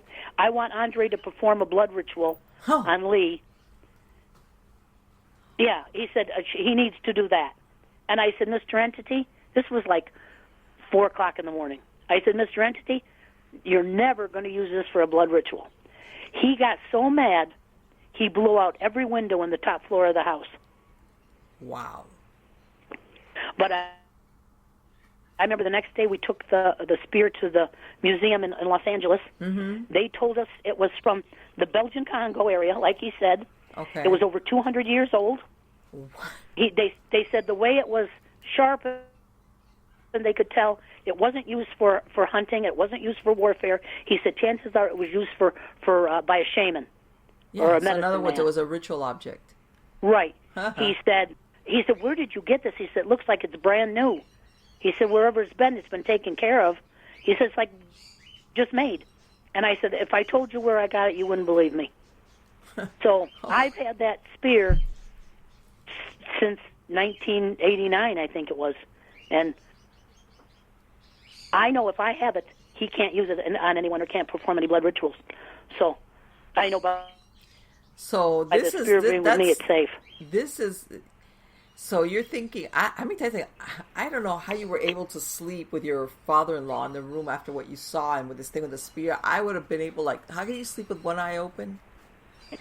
Well, a few days after that, she kicked him out and put him into another bedroom. So It wasn't for long that we had to live like that. But it was a time, and I've only touched a little bit of the things that happened because it would take hours to tell you everything. And Debbie, so here, after Gary,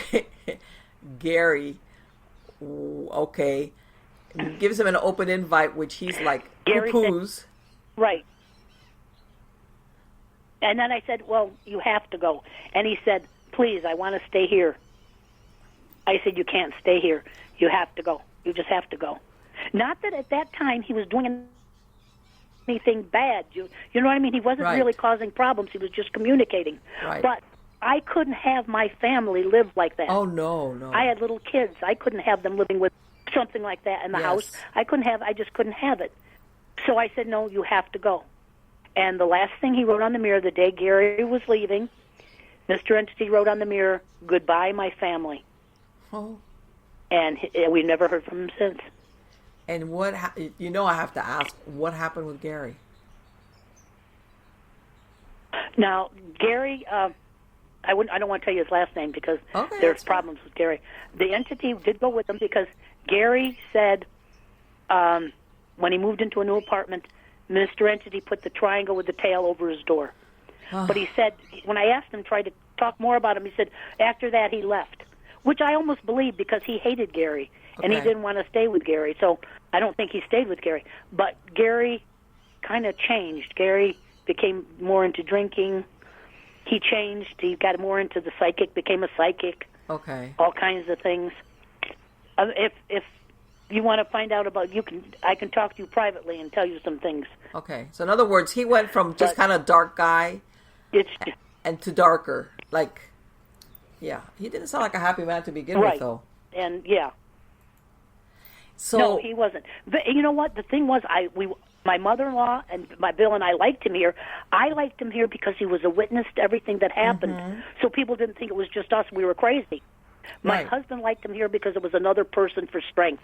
My mother-in-law liked him here because Mr. Entity hated Gary so much, half the time instead of tormenting my mother-in-law, he was tormenting Gary. So it was like a win-off for all of us. Yeah, it's like, okay, you play decoy.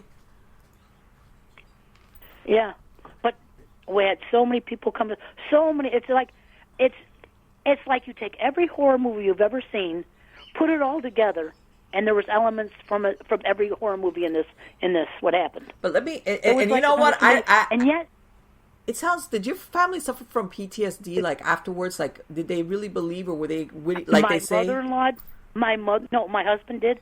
My mother-in-law did, and my husband did. My husband, for the rest of his life, could not, like if he was in the bedroom and it was dark out, he could not even walk to the kitchen without either myself or one of my children walking him to the kitchen.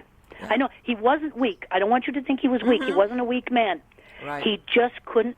He had this premonition when the entity was here. He was so petrified. He said he kept dreaming about this all the time, that he would go out into the hall and his grandmother, who he adored, would show herself and reach for him to hug him and then turn into the monster, he said. And so he was so frightened of this happening. So till the day he died, he could not sleep in the dark. There had to be a light on. And he couldn't, if he went out to the car at night, somebody had to go with him. Right. He couldn't be in the dark. Yeah, yeah.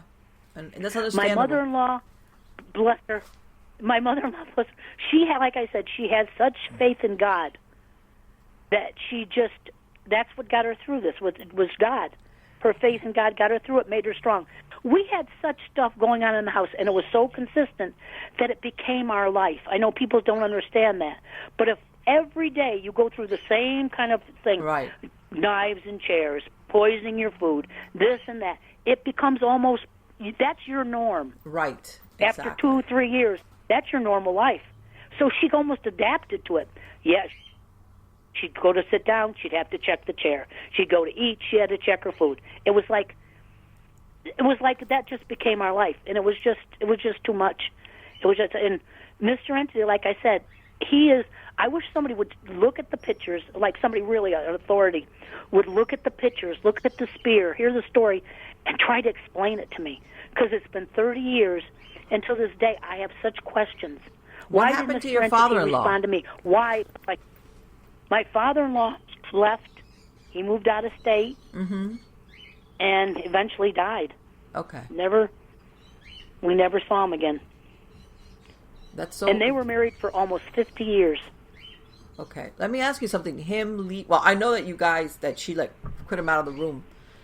Did him leaving the state coincide with the time that this demon just said, "Okay, I'm leaving with Gary," or was it totally different timing?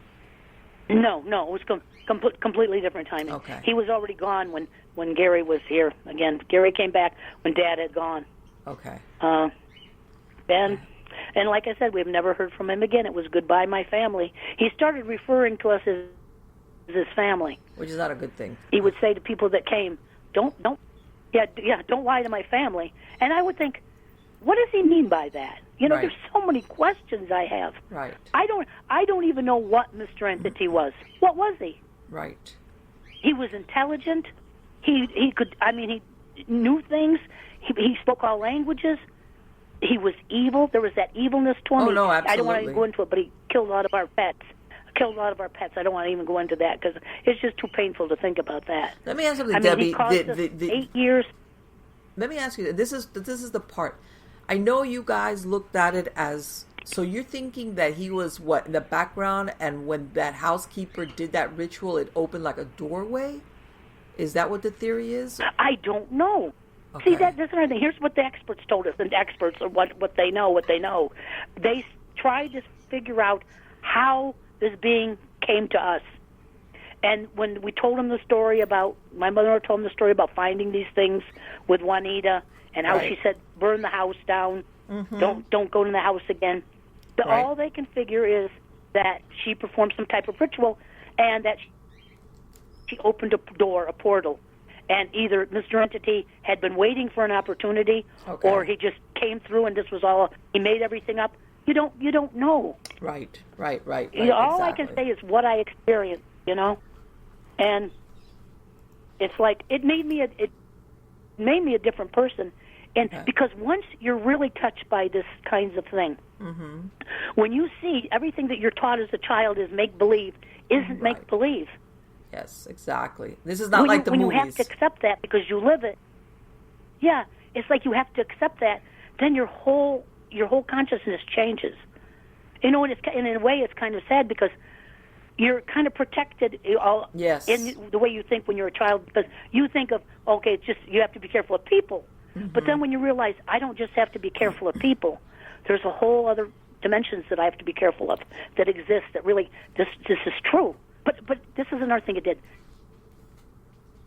I always believe in balance, that if there's good, there's evil, if there's, happy, there's sad. There's got to be balance for anything to exist. Right. So I always believed in God, and I think the only reason I got through this and was never afraid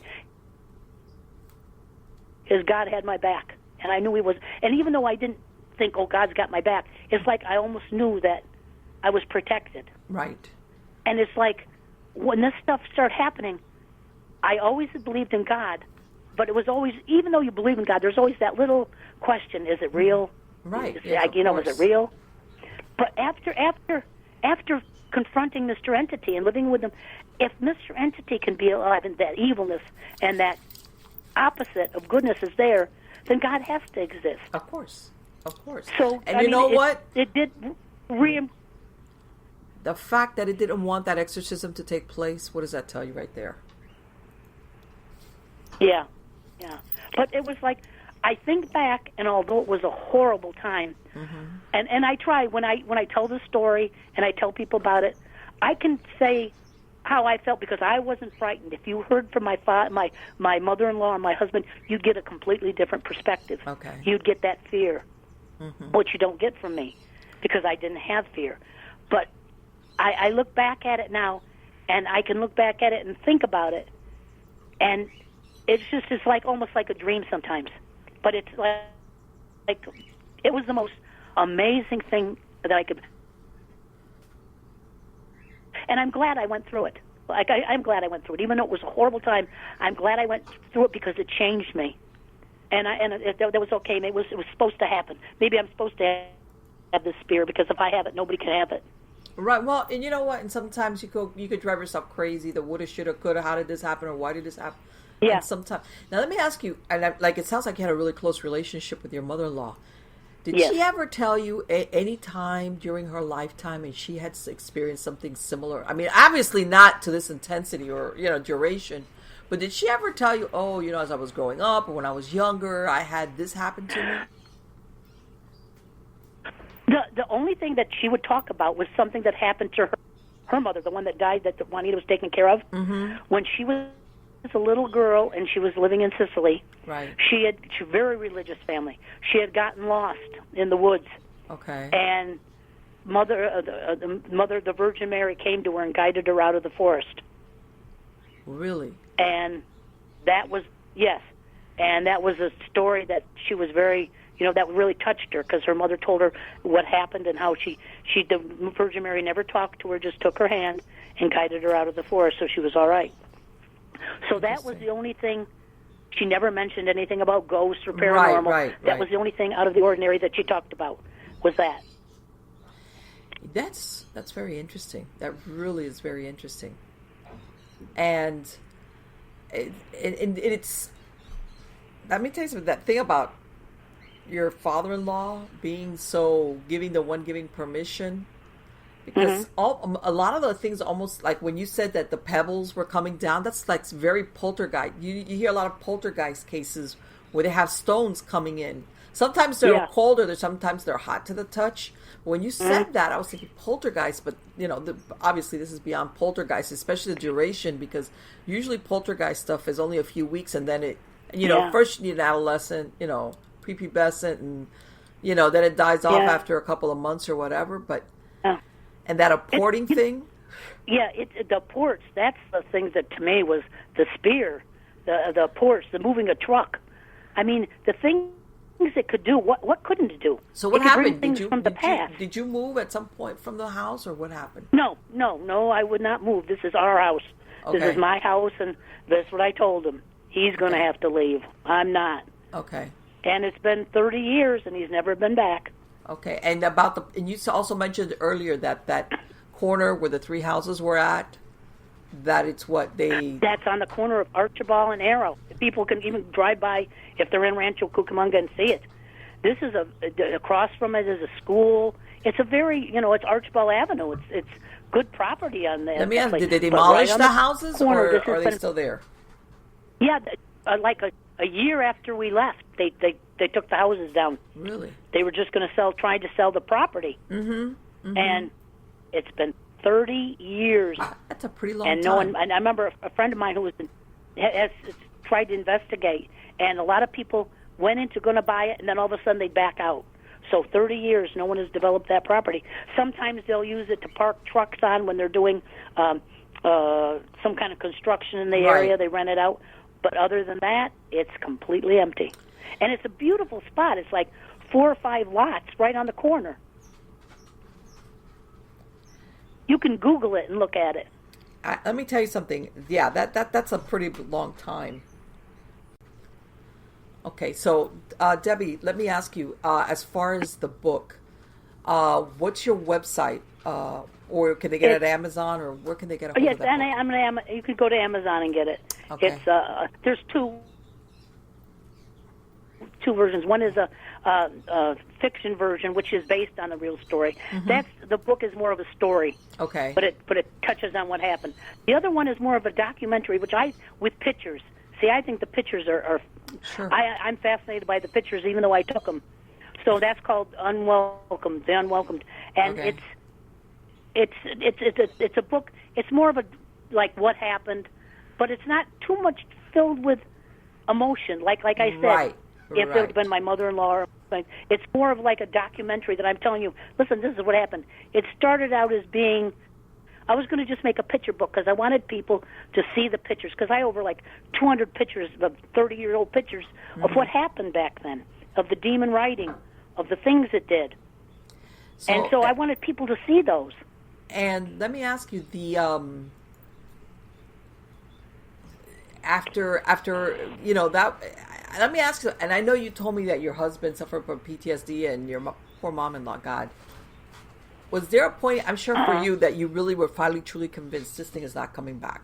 That's it. It's done. How long did that take?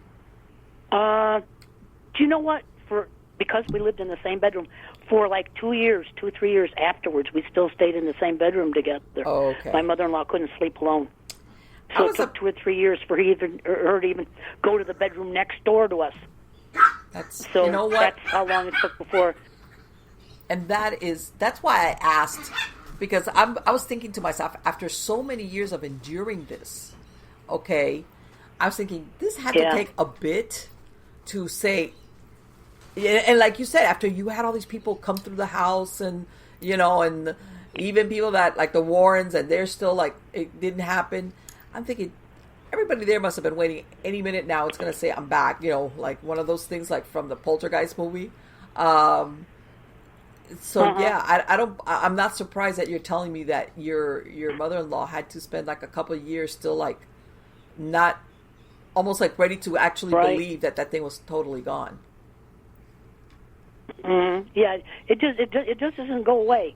It's in you live it. You're scarred. Yes, that's PTSD. That is PTSD. That people don't realize sometimes that, because everybody thinks of PTSD as in wartime events, or experiences. And people can have PTSD exactly by what you're describing. It could be a one-time thing, or it could be systematic, like what you guys endured for all those years, where, like you said, you guys had to live your life.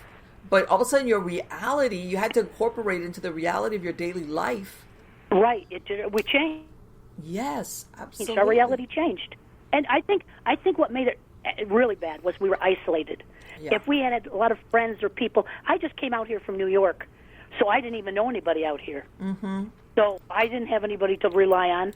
And my mother, in fact, like I said, it would make it impossible for us to have friends because it would do things that you couldn't explain. Yeah. So it isolated us. And I think by isolating us, it made it even worse. Of course. Yeah. Absolutely. Yeah. But, like I said, this is the most amazing story. Yes. And I kept silent about it for so many years that even to this day, talking to you, it's very cathartic. I just feel, telling you about it, I feel good about it. Yes. It's like I want people to know these things. It's real. It happened. Whether you believe me or not. Right, exactly, right. It doesn't change that it happened. It did. So it's just an amazing story. Absolutely. Amazing. Debbie, I want to thank you so much for sharing this information. And if you could give out for my podcast listeners, even though I'll have a link in the credits, what is your website address? It's a deadlyhaunting.com. Deadlyhaunting.com. Great. Thank you so much. Thank you so much. You have been I've been there was a couple of times where I had goosebumps on my arms. I was like, oh my God. Yeah. Every fascinating story. So I urge everybody to go to your website and also the books on Amazon. Again, thank you so much. You have been a wonderful guest. Thank you so much. Darling, take care. Bye-bye. Bye-bye. Let me tell you something. I think what I've gone through underwear, you know what? I know there's people go, Marlene, I know you've talked about this before. Yes, I have. You know what? For those people, and the reason why I say this is, for those people, even though, based on what she said, eventually it got crazy. But did you see it didn't go from 0 to 60 3 days later, like what you see in the movies. It was something that started kind of weird, but not really scary. Like, okay, this is they're blaming their tenant. They're blaming the tenant. They're not thinking beyond the ordinary. And this is what I'm saying. Your people are engaged in life. They sound like they're a young couple, starting a family, in-laws, normal stuff. And again, did the grandmother caretaker have anything to do with it? Was that coincidental? Could she have opened up a portal? No. In my experience, and this is the thing that sometimes people don't understand. Maybe the caretaker's motivation, was purely, and I'm not going to say selfishness. This lady depended on this job and she wanted to stay there, and she knew that her job, her way of basically maintaining herself was as long as this elderly patient or this person was alive. There's nothing selfish. It's like, come on, if this is your job. This is like if you work at some place at a company, the last thing you want is for it to shut up and leave, or, so my point being that this, if the point of entry was the ceremony or whatever that caretaker did, even though her intentions might have been to keep the grandmother alive because she needed the job and she knew that once this lady passed, they would have no need of her services. Still, the results were very dark because, again, when you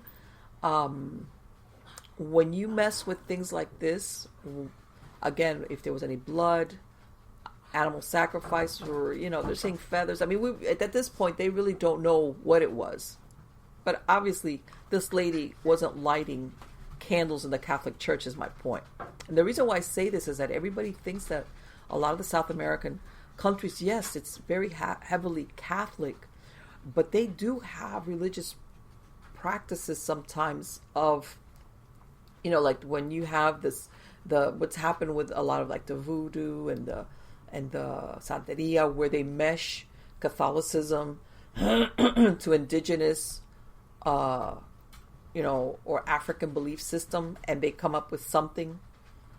In all these countries in South America and Central America, they have a version of that, where they've taken indigenous beliefs and they've meshed them with Catholicism.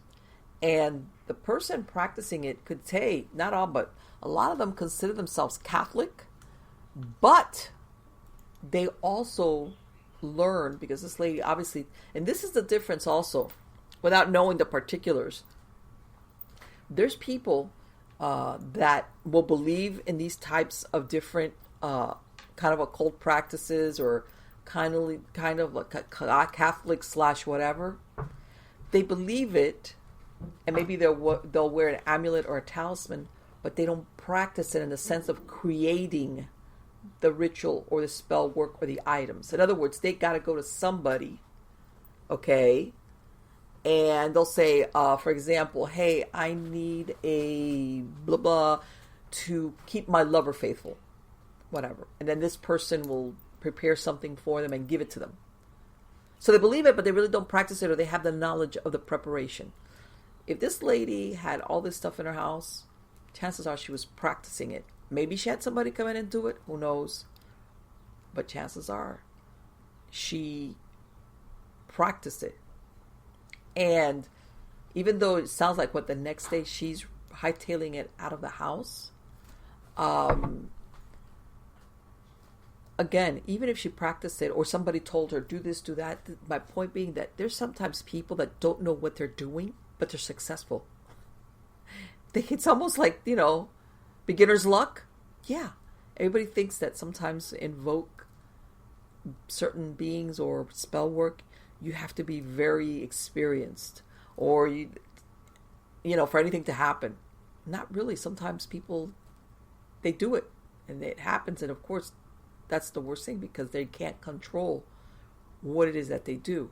And as a matter of fact, if you think about it, if you have an entity from the other side that is trying to break through to this dimension, don't you think a practitioner or quasi or somebody that doesn't know what they're doing, this is the perfect person that they want to be invoking them. Somebody that has no idea what they're doing, so much less knows how to control them or banish them or anything like that. And then we go into, okay, what this entity was telling Deborah about, her mother-in-law being promised, in a prior lifetime, the father-in-law being a reincarnated monk where they practiced occult ceremonies in a monastery. I mean, it sounds far-fetched, but why not? But then again, these things are deceptive. They'll tell you a bunch of true stuff, like, certain things, just to make you think everything that it's describing is absolutely true, and then it will twist what it wants in the lie in there. All right. So I think that the story she says is fascinating. It's a cautionary tale for those people sometimes that want to dabble in things, and I've heard that some people dabble, and I've said it, and then when they want to put the brakes on and backpedal on it, they can't.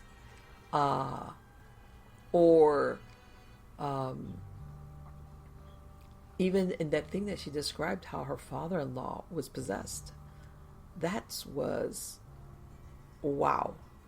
And again, this, like she said, which I was surprised, because to be honest with you, if anybody had the attachment, I would have thought it was her father-in-law. Obviously, he wasn't a nice person, and if he's going in there and trying to converse with a demonic being, basically trying to use it as a hitman, it's like, what is that? Okay, so I would have thought that if anybody that was carrying this around would have been him. That's why I asked her when he left it, what happened? Was that the point that it exited? Or, like, what was it that allowed him, how's that, to be able to surrender his wife, or the soul of who his wife was at this point, to a demon. And very riveting story. So guys, wow. Make sure to check out her books, and you've seen the covers, and if not, you can. Deborah Moffitt, Moffitt, and again, the website is adeadlyhaunting.com. If you want more information, if you want to see the book covers, which are available on Amazon. Let me tell you something. This sounds like the kind of books that you read, and then of course you go to sleep with the lights on, at least for a bit. So again, guys, thank you so much for being part of my audience. You're all wonderful, and sleep tight.